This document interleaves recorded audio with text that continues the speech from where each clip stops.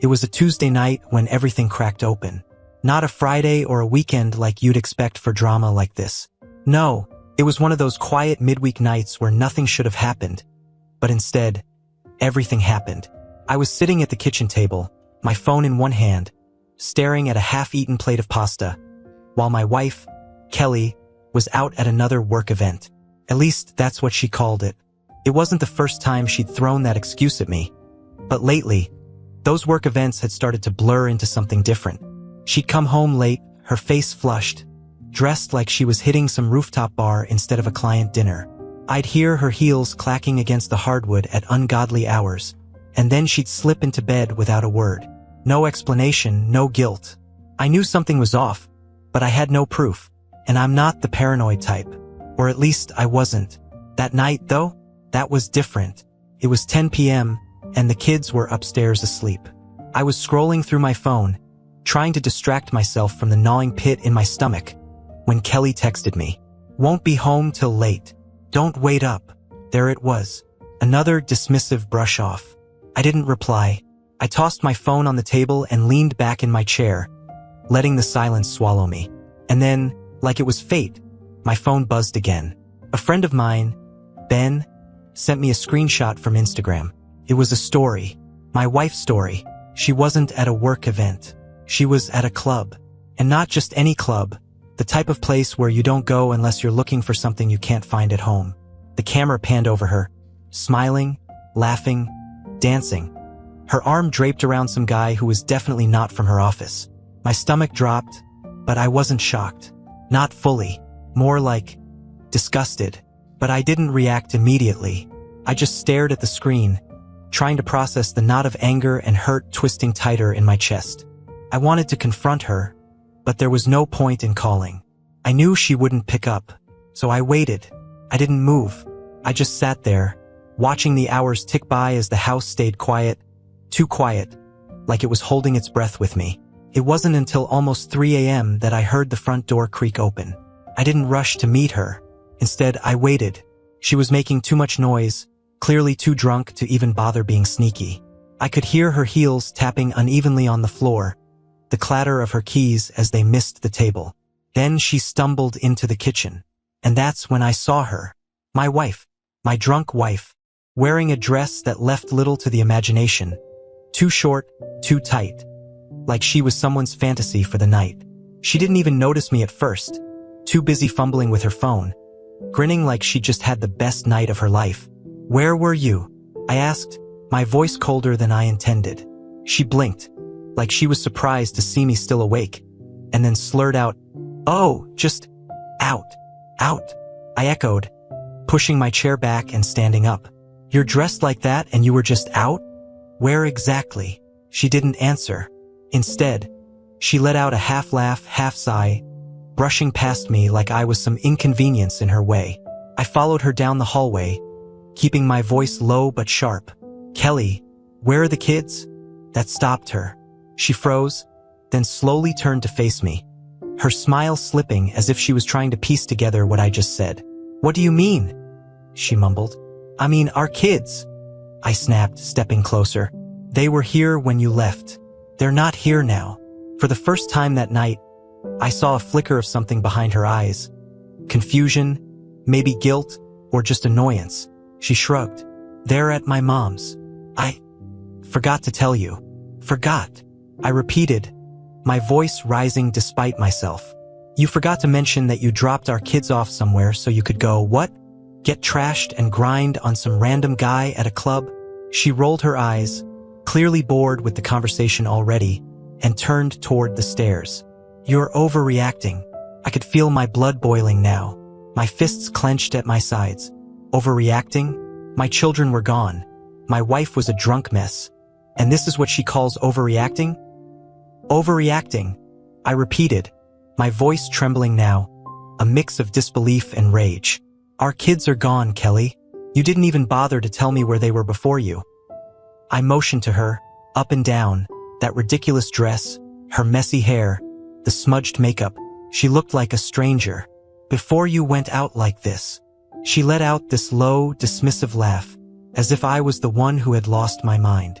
"They're at my mom's." okay? What's the big deal? She tossed her hair over her shoulder like it was nothing. Like I wasn't supposed to care that she ditched our kids without a word and came home hours later smelling like vodka and sweat. I could feel something snapping inside me. This wasn't just another night out. It was the culmination of something bigger, something I hadn't wanted to see. You think I'm an idiot, don't you?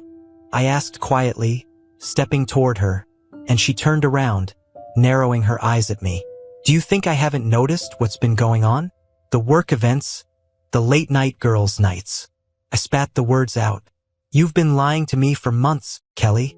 She stared at me, and for a second her face was blank, like she was trying to decide how to play this.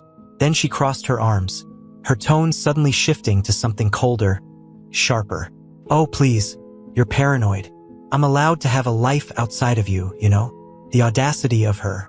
I felt the words cut deeper than they should have. This wasn't about her having a life, it was about trust, about respect. But she clearly didn't see it that way. I knew I had to press further. What about the guy in the club? I asked, my voice low but firm. Who is he?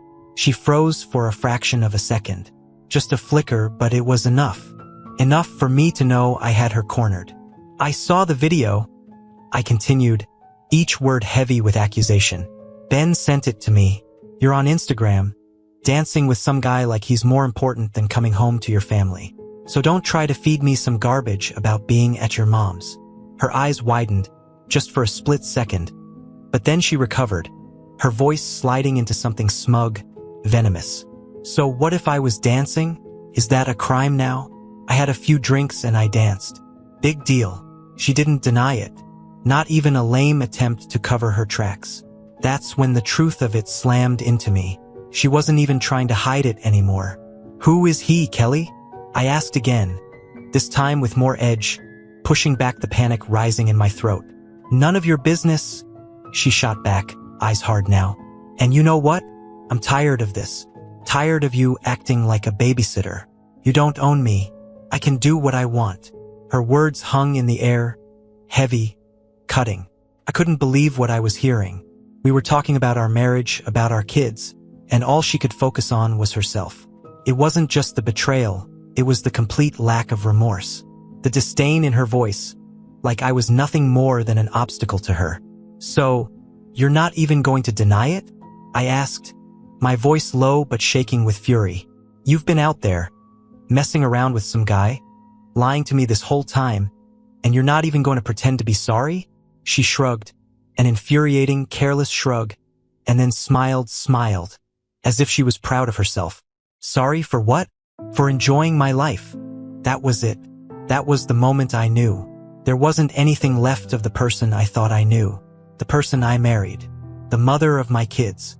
She was standing right in front of me, but she was gone. Replaced by someone who didn't care about anything but herself. You're disgusting, I said, my voice barely a whisper. Couldn't even look at her. Our kids. Our life. None of it means anything to you, does it? She just laughed again. This cold, heartless laugh that echoed down the hallway. God, you're so dramatic. Maybe if you didn't act like such a boring little puppy all the time, I wouldn't need to go out and have fun. That did it. My vision blurred with anger. I had never felt something so visceral in my life. Is that it? You're bored. So you decided to blow up our family? She rolled her eyes, stepping closer, her face inches from mine. Maybe I wouldn't be bored if you weren't so pathetic. Maybe if you knew how to keep things interesting, I wouldn't have to find someone who does. There it was, the confirmation right in my face. She wanted me to lose it. She wanted me to yell, scream, break down. But I wasn't going to give her the satisfaction. Instead, I stepped back, my hands shaking with rage, but my voice calm. Too calm. Get out, I said, the words sharp, final. Go stay with your mom or whoever the hell else you've been running off to. Just get out. Kelly stood there, blinking, as if she hadn't expected me to react like that. She thought I'd grovel, maybe beg for some explanation. But instead, I just turned my back to her and walked out of the kitchen, leaving her standing there, alone. The silence that followed wasn't peaceful. It was the kind of silence that comes right before everything implodes. And I knew this was only the beginning. I didn't sleep that night. How could I? After Kelly's words, "Maybe if you knew how to keep things interesting," were branded into my brain. I paced around the house, the echoes of her laughter still rattling in my ears. She didn't even pack her things, just went upstairs, slammed the door, and locked herself in like we hadn't just lit a fuse on our entire marriage. Around 5 a.m., after hours of running the same thoughts through my head, I couldn't take it anymore. I knew I needed to get out of the house, clear my head.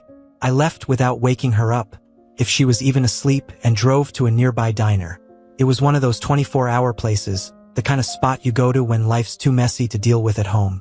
Sitting in the booth, nursing a coffee that tasted like burnt plastic, I kept replaying the events of the night. The lies, the guy in the club, the coldness in her eyes. I had to know more. I had to dig. I had to see the truth laid out in front of me. Maybe it was masochistic, but I needed to connect the dots. I grabbed my phone and started scrolling through her social media. She wasn't exactly the sneaky type. More like she thought I was too stupid or trusting to ever look. And maybe I had been until last night. But not anymore. Not now. There it was. Picture after picture, smiling selfies, drinks with her friends. All while I was at home with our kids. And then, buried deep in her tagged photos, I found him. Him. He was in the background of a few shots, leaning in close, his hand casually on her waist in a way that made my blood boil. Dark hair, cocky grin, looking like the kind of guy who thrives on ruining things that aren't his. And the worst part? These photos weren't from some random wild night last month. They went back almost a year. A whole year of this. A whole year of lies. While I sat at home, clueless, the pieces started falling into place. The late nights, the distant attitude, her growing disdain for anything related to home life. This guy wasn't just some random fling. He'd been in her life, slowly creeping into mine, and I had no idea. I tapped on his profile. His name was Travis. He wasn't just some random stranger, he worked with her. Not only that, but he was in every group photo from her so-called work events. My stomach dropped as I scrolled through his posts, each one confirming the worst. Dinner parties, drinks after meetings, a weekend business trip Kelly swore she had to take a few months back. He was there, front and center, grinning like a cat that just swallowed the canary. By the time I finished stalking through his page, my coffee had gone cold. The waitress came by, offered to top me off, but I just waved her away. The world felt distant, unreal. I was staring at the reality of my wife's betrayal in full color, and all I could feel was this heavy, choking mixture of rage and disbelief. I couldn't just let it sit. I wasn't going to be the guy who stews in silence, pretending everything's fine. I needed to hear her say it, to force the truth out of her lips, to make her face what she had done to us. When I got back to the house, the sun was rising, casting this soft, golden glow over everything, like it was mocking me. I walked inside, my mind racing with what I was going to say, how I was going to corner her with the facts, how she wasn't going to slither out of this one. But when I opened the front door, something was off. There was no sound, no smell of coffee brewing, no creaking of the floorboards upstairs. Nothing. I headed upstairs, expecting her to be in bed, but the sheets were perfectly smooth, like no one had slept in them. A sudden panic hit me, and I bolted downstairs, checking the living room, the bathroom, the back patio. She was gone. And not just her. Half of her clothes were missing from the closet, the drawers ransacked, like she'd packed in a rush. The car was gone, too. I stood there in the middle of the house, surrounded by the absence of everything, feeling the floor beneath me start to crumble. She'd left, just like that. No goodbye, no note, nothing. It was like she vanished into thin air, taking her lies and everything I thought I knew with her. I checked my phone again. No texts, no calls. Just this eerie silence, like she'd been planning this. Like she had always planned this. I didn't even know what to feel anymore. Anger, hurt, disbelief. All of it swirling together into this tornado of emotion I couldn't control. But there was one thing I knew for sure. She hadn't left for good. Not yet. She wasn't finished. And I wasn't either. My head was spinning as I stood in the empty bedroom. Half of Kelly's clothes were gone, like she had slipped out of our life while I was gone for an hour. I tried to process it all, but my thoughts were like shards of broken glass, cutting deeper the more I tried to piece them together. She had run, but I wasn't about to let her get away with it. Not like this. Not after what she had done. I grabbed my phone again and called her. Straight to voicemail. I called again. Same thing. She wasn't just dodging me. She had disappeared completely. My pulse was racing, my mind running 100 different directions. Was she with him? Did she take the kids? What was her next move? I had no idea what she was capable of anymore. That's when my phone buzzed with a message. For a second, I thought it was Kelly, but when I opened it, it was from her mother. The kids are fine. They're with me. I exhaled, but only slightly. At least the kids were safe. But the fact that her mom texted me before Kelly did, that sent another wave of anger through me. Kelly had left me completely in the dark while running off to God knows where. She thought she could make me scramble, make me guess where she was while she had her fun with that dirtbag Travis. I called her mother, needing answers. She picked up on the second ring, sounding as calm as if nothing was wrong. Hey John, the kids are asleep. Don't worry. Where's Kelly? I asked, the words coming out more like a demand than a question. She hesitated just for a second. She said she needed some time. She asked me to watch the kids for a few days. A few days? I shouted, barely controlling myself. She packed her stuff and just, what, ran off? She said she'd be back soon, her mother replied, that maddeningly neutral tone still in her voice, like this was some casual weekend trip to the beach. She said she needed space. Space for what? I snapped, pacing the floor. Space from her husband? Her kids? Or is this about Travis? Silence on the other end. That's when I knew her mother had been fed a whole different story. Kelly must have played the innocent, made herself the victim. Of course, her mom wasn't going to question her daughter. But that wasn't the issue. The issue was that Kelly thought she could just leave. Like she could turn her back on this mess she created and not face me. I need to talk to her, I said, my voice calmer, but still on edge. This isn't something she can run from. I'm sure she'll be back soon, John. Just give her a little time, her mother said in that sickeningly patient voice, the one people use when they think you're the problem. But I wasn't going to play that game. Not anymore. I hung up without another word. Kelly wasn't coming back to talk, and I knew it. She was buying time. She had taken off with Travis or was headed to him. That much was clear. She didn't care about me or our family anymore. She had made her choice, and now she was going to do everything in her power to avoid the consequences. But what she didn't know, I wasn't going to sit around waiting for her to come to her senses. I wasn't the same naive guy who trusted her unconditionally. I had already put the pieces together, and I knew exactly where to find her. The phone in my hand felt like a loaded weapon. I could feel the rage simmering just below the surface, but I didn't let it consume me. Not yet. Instead, I opened up a rideshare app, requesting a ride to the address I had seen on Travis's Instagram months ago. It was a place just outside of town. Some crappy rental with a yard full of empty beer cans and old lawn chairs. If she wasn't there, she'd be on her way. I was sure of it. As the car pulled up to Travis's place, my heart pounded in my chest. The house looked just as trashy as I remembered from his posts. The porch light was on, but the rest of the place was dark. I didn't hesitate. I got out of the car and marched straight up the steps, my fists clenched, my body tense with anticipation. I knocked hard, 3 times, the sound echoing through the quiet night.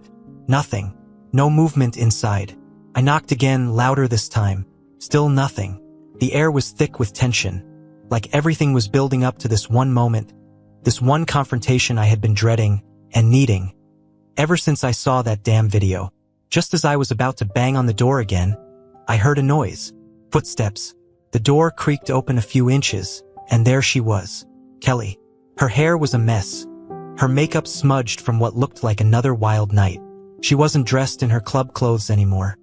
Just some oversized shirt that clearly wasn't hers. My stomach turned as I recognized it. Travis's. Her eyes met mine, and for the first time she looked startled, like she hadn't expected me to find her. For a second, I saw a flash of guilt, or maybe it was fear, before she quickly masked it with her usual attitude. "What are you doing here, John?" she asked, her voice flat, like I was the one inconveniencing her. like I was the one out of place. Really? I growled, stepping closer. You're asking me what I'm doing here? You disappear in the middle of the night, leave the kids without a word, and you're shacked up with him, and you're acting like I'm the problem. She sighed, rolling her eyes like I was overreacting again. But I saw her grip tighten on the edge of the door. I told you I needed space. Space. I spat the word, stepping closer, my fists trembling with the effort it took to keep my cool.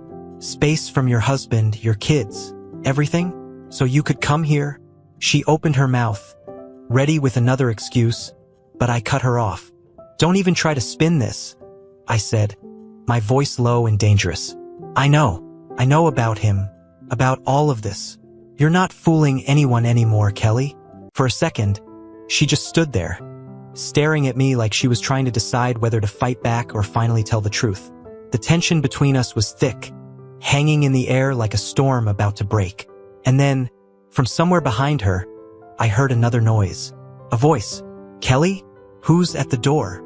I didn't need to see him to know. It was Travis. The second I heard his voice, something inside me snapped. All the rage I'd been holding back, the betrayal, the humiliation, it surged to the surface like a flood I couldn't stop. I pushed past Kelly before she could stop me, forcing the door open and storming inside.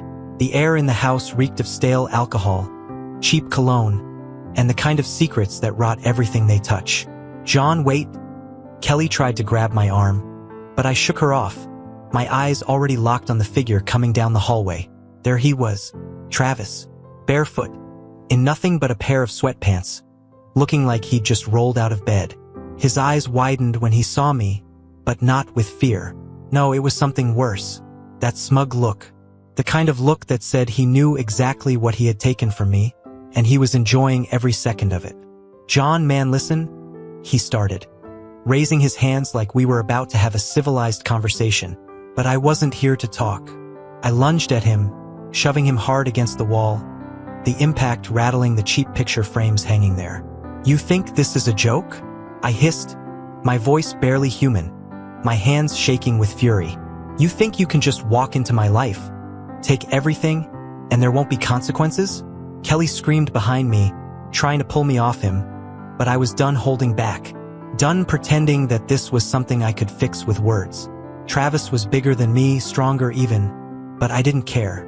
I slammed him against the wall again, my face inches from his. You had the nerve to come into my house, my life, and act like it didn't mean a thing? His smirk faded now, replaced with something close to fear, but it wasn't enough. Not for me. John, stop, Kelly shouted, finally managing to wedge herself between us, pushing me back with more strength than I thought she had. I stumbled, breathing hard, my fists clenched so tight they were shaking. I wanted to tear the whole place apart, but seeing her standing there, shielding him, that was the final nail in the coffin. This is who you are now, I spat, glaring at Kelly. This is what you chose? Some loser who's just gonna drop you the second it gets complicated? For what, Kelly? For some stupid thrill. She didn't answer right away, just stared at me with this blank, cold expression, like she wasn't even hearing me, like none of this mattered. And that's when I realized it. There was no coming back from this. She wasn't the woman I married anymore. Maybe she hadn't been for a long time. I'm not having this conversation with you, she finally said, crossing her arms like she was the victim here. You can't just barge in here and act like you're the wounded hero. Hero? I laughed, but it came out broken, bitter. You think I'm here for some heroic last stand?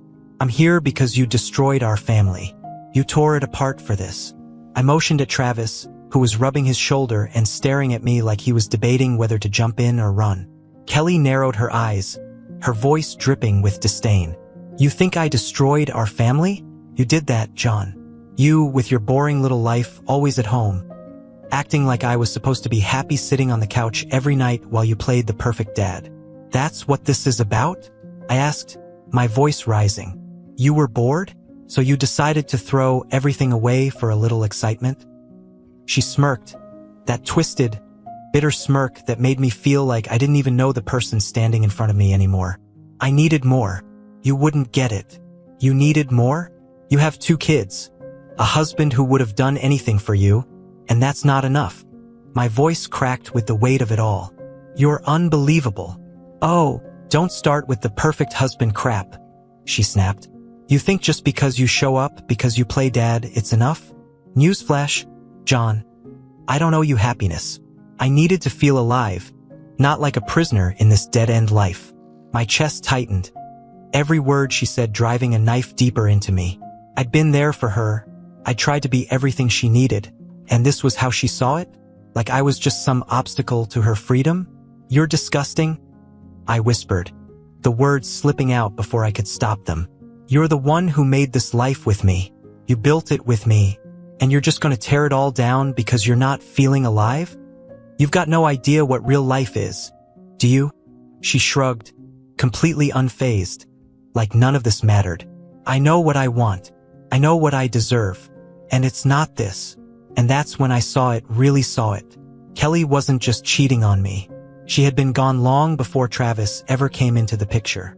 Somewhere along the way, she had become someone who didn't care about anyone but herself. I looked between them, Kelly with her cold, empty gaze and Travis standing there, still trying to act like none of this was his problem, and I felt something shift inside me. I wasn't going to fight for this anymore. I wasn't going to fight for someone who didn't care whether I lived or died. I hope it was worth it, I said, my voice calm, but hollow. All of this, I hope it was worth losing everything. Kelly opened her mouth, probably to fire back with some sarcastic retort, but I didn't stay to hear it. I turned and walked out of the house, slamming the door behind me, leaving her and Travis in their pathetic little world. The night air hit me like a wave, cool and suffocating all at once.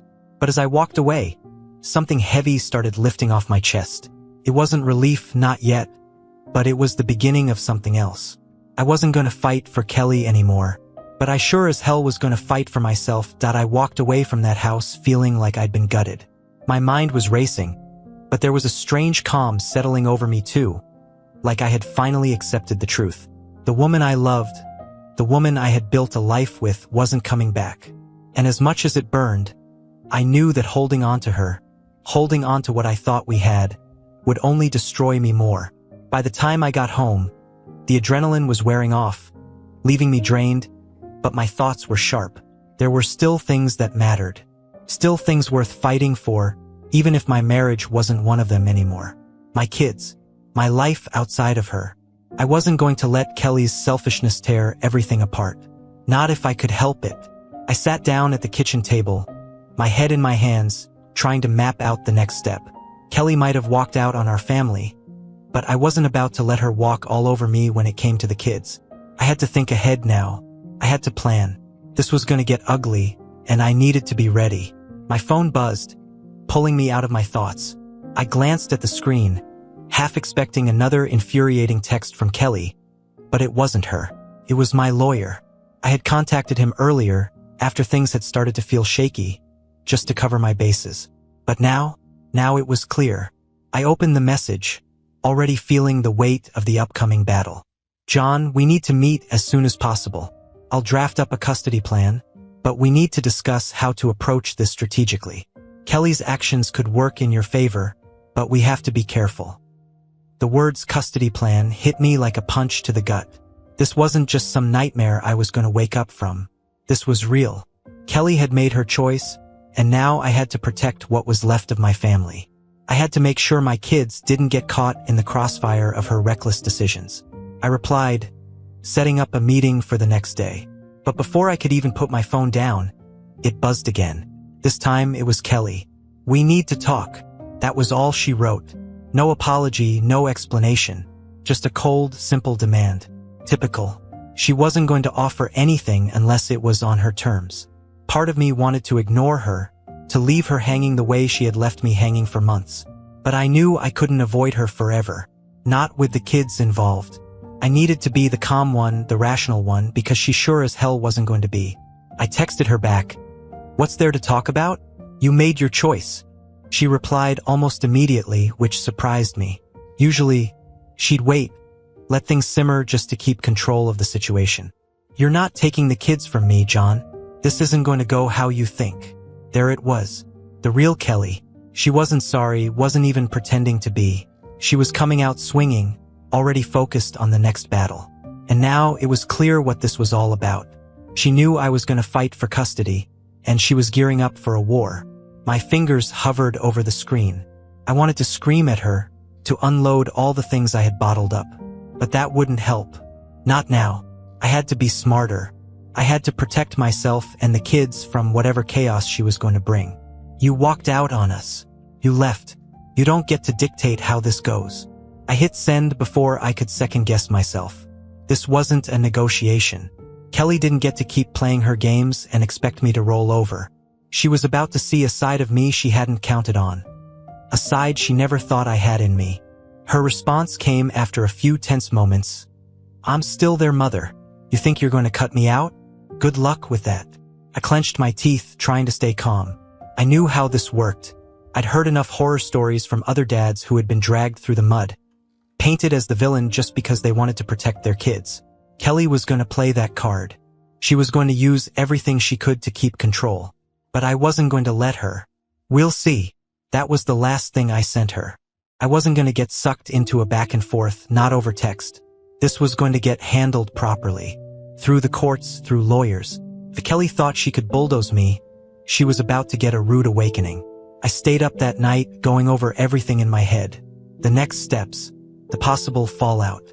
The fact that the woman I had spent years building a life with had turned into someone I barely recognized.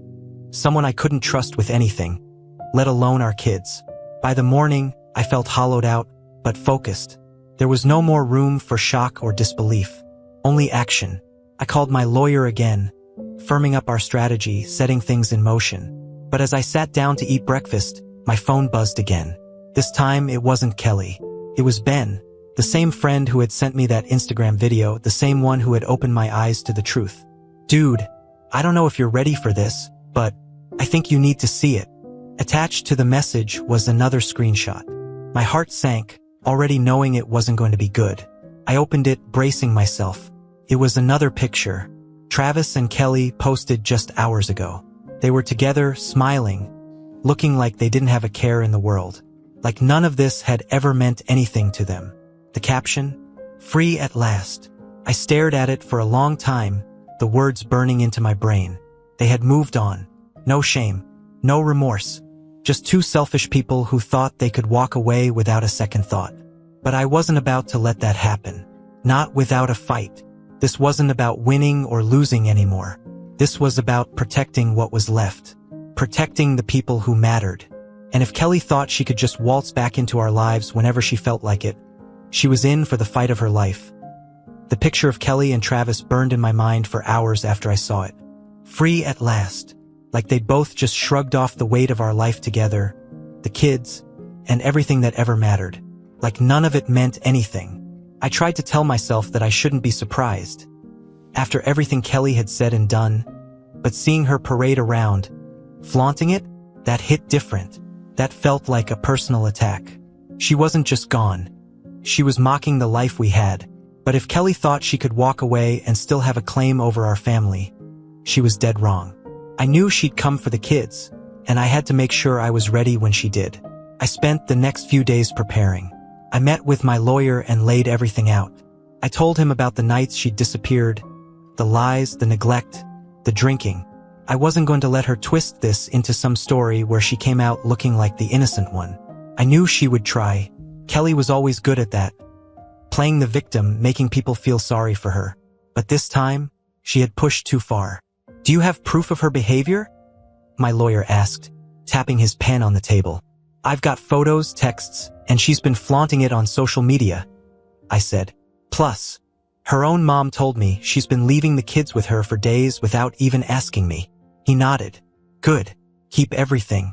Every text, every post, every voicemail. We're going to need as much evidence as possible. Custody battles can get messy, and judges don't like taking kids away from their mother unless there's clear evidence she's unfit. Unfit. That word stuck with me. I didn't want to be the guy fighting to prove my wife was unfit. But what other choice did I have? Kelly had abandoned our family. She traded our life for a fling and was now treating our kids like an afterthought. I wasn't going to let her drag them into her chaos. I started documenting everything. Every time she texted, every time she didn't show up to see the kids, every time she posted some new, trashy photo with Travis. It all went into a folder, building my case brick by brick. And then, just as I expected, she came for me. One afternoon, while I was at home with the kids, trying my best to keep things normal, pretending like the ground wasn't shifting beneath us, I got an email from her lawyer. Kelly was filing for joint custody. She wanted half. Half the time with the kids, half the responsibilities, half the life she had walked out on. The nerve of it. She thought she could just step back in, grab what she wanted, and leave the rest behind. But I knew exactly what this was. It wasn't about the kids. It was about control. Kelly had always wanted control, and now that I was slipping away from her grasp, she was going to use the kids to pull me back in. The next day, I met with my lawyer again, and we went over her request. "She's asking for joint custody," he said, scanning through the documents, "but she's offering no specifics about her plans for housing or care. This might be easier than we thought." Easier? I wasn't so sure. Kelly had a way of making things seem like they were in her favor, even when they weren't. And I had no doubt she'd fight dirty if it came to that. "She's not stable enough to have the kids half the time," I said, leaning forward. "I know she's going to try to spin it like she's back on her feet, but she's still living with that idiot Travis. They're posting pictures every day like they're on some vacation, while I'm the one holding everything together here." "Let's focus on that," my lawyer said. "We'll argue that her home environment is unstable and that she's been neglectful in her responsibilities. We'll also emphasize the fact that you've been the primary caregiver for months." It was the truth. Ever since Kelly had started her downward spiral, I had been the one taking care of the kids, making their meals, getting them to school, tucking them in at night. Kelly barely showed up for any of it. "I want full custody," I said, my voice firm. "She's not fit to raise them." My lawyer looked at me carefully. "That's a big ask. You have the evidence to back it up, but it's still going to be a fight. You're sure about this?" I didn't hesitate. "I'm sure. This wasn't about revenge. It wasn't about punishing Kelly, even if part of me wanted to. This was about the kids. They deserved better than what she had become, and I wasn't going to let them get caught in the middle of her mess. They needed stability. They needed someone who cared more about them than about partying and whatever thrill she was chasing." After our meeting, I went home and tried to keep everything as normal as possible for the kids. But it wasn't easy. They could tell something was off. They asked about their mom, why she wasn't around as much, why she didn't tuck them in anymore. And every time they asked, it felt like a fresh wound. I wanted to protect them from the truth, but how do you explain to a 5-year-old and a 7-year-old that their mom just didn't care enough to stick around? That night, after I put them to bed, I sat in the living room, staring at the paperwork. Full custody. Felt like the right decision, but it also felt heavy, like something permanent. The thought of Kelly trying to fight me for the kids made my stomach churn. I knew how manipulative she could be. She'd twist things, make it look like I was the problem, like she was the victim, and I was the unreasonable one. And sure enough, she didn't waste any time. The next morning, I woke up to a long string of texts from Kelly. She was in full attack mode. "So this is what you're doing? Trying to take my kids from me? You're a joke, John. You think you're the perfect dad? You can't handle this on your own." I read through each message, feeling the fury rise again, but I forced myself to stay calm. I wasn't going to give her the satisfaction of knowing she had gotten under my skin. I texted back, short and simple, "You left. This is on you." Her response came instantly. "I left because of you. You're suffocating. You made me feel like I was dying in that house. And now you think you can cut me out of my own kids' lives? Not happening." I stared at the screen, knowing there was no point in arguing. She had rewritten the story in her head, turned herself into the victim. There was no reasoning with her, no point in trying. Instead, I sent everything to my lawyer. Every text, every email, every bit of proof that showed who Kelly had become. The fight had started, and I wasn't going to back down. This wasn't just about what Kelly wanted anymore. It was about protecting the people who mattered. And I'd do whatever it took to make sure they were safe. The courtroom was colder than I expected. Not physically, no, it was the atmosphere. Cold and sharp, like everything in the world was suddenly sterile and mechanical. I sat at the table, my lawyer beside me, documents spread out in front of us like shields in a battle. Across the room sat Kelly. She looked calm, poised, and disgustingly composed for someone who had torn our family apart. Travis wasn't there, but his presence lingered in the air. He didn't need to be physically present to remind me of how deep this betrayal ran.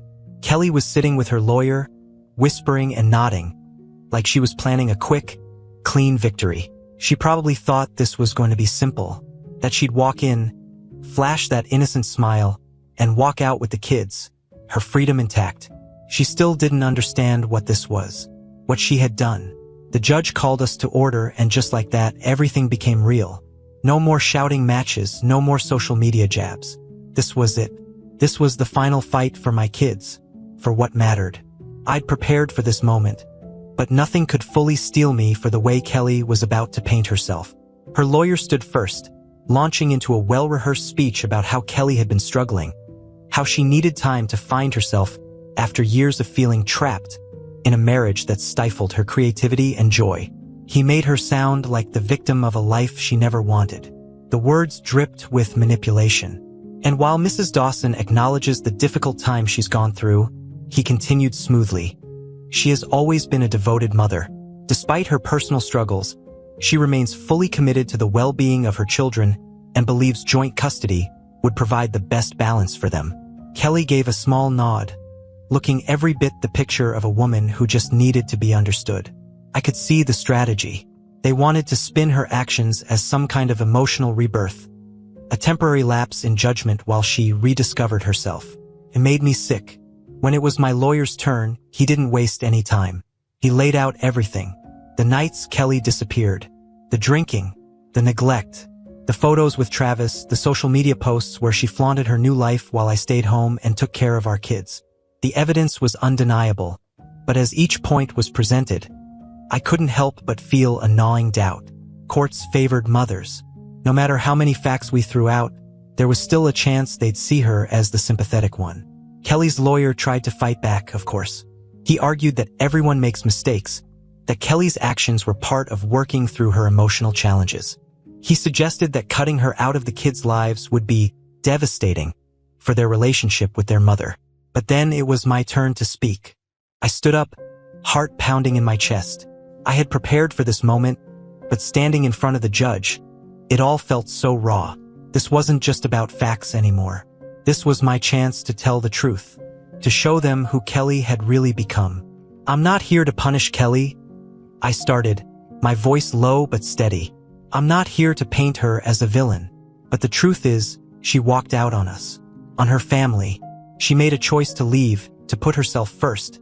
And in doing so, she neglected the people who depended on her." I paused, looking across the room at Kelly. Her face was impassive, but I could see a flicker of something in her eyes. Anger? Fear? It didn't matter. I've been there every day for our kids. I've taken care of them, given them stability while Kelly was out, living her new life. And I'm not saying she doesn't deserve a second chance. But this isn't about second chances. This is about what's best for our kids. They need stability. They need someone who's going to be there for them, not someone who disappears for days without a word. I could feel the weight of the room shifting. The judge was listening, and for the first time I felt like I had a real shot at winning this. "I love my kids," I said, my voice thickening with emotion. "I've been there for them, and I'll continue to be. But Kelly, she's proven she can't provide that same stability. She's chasing something else, and I can't let my children be a part of that chaos." I sat down, my heart pounding, my hands shaking beneath the table. I didn't look at Kelly. I didn't need to. I knew I had said what I needed to say. Now it was out of my hands. The judge asked a few more questions, mostly technical ones about our current living arrangements and finances, but I could see the gears turning. They were piecing it together. The truth was in front of them, undeniable, and no amount of Kelly's crocodile tears could change it. After what felt like an eternity, the judge finally spoke. "In cases like this, the court's priority is always the well-being of the children. Based on the evidence presented, it's clear that the children have been primarily under the care of Mr. Dawson for the past several months, and that he has provided a stable and consistent environment." I held my breath, every muscle in my body tense. With that in mind, I am awarding full custody to Mr. Dawson. My heart nearly stopped. The words hung in the air, surreal, like I couldn't believe what I had just heard. I had won. I had actually won. The relief that washed over me was overwhelming, but I kept my face calm. This wasn't about gloating.